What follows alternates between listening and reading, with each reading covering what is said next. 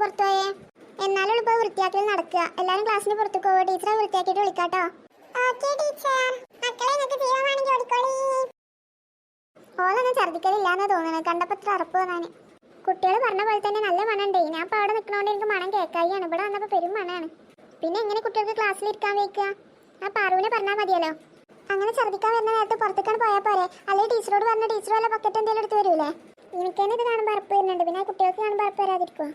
അല്ലെങ്കിൽ ഈ വെയ്യാതാകുമ്പോൾ കുട്ടികളെ സ്കൂൾ കൂട്ടേണ്ട ആവശ്യമുണ്ടെങ്കിൽ അമ്മമാർക്ക് ഓരോർക്ക് പനി എന്തെങ്കിലും ഉണ്ടെങ്കിൽ ഒരു ദിവസം ഗുളിക കൊടുത്തിട്ട് പിറ്റേ ദിവസം സ്കൂൾ കൂടും. എന്നിട്ട് മറ്റു കുട്ടികൾക്കും പനി വരും. അപ്പോൾ അങ്ങനെ ചെയ്യാതിരിക്കാൻ വേണ്ടത്.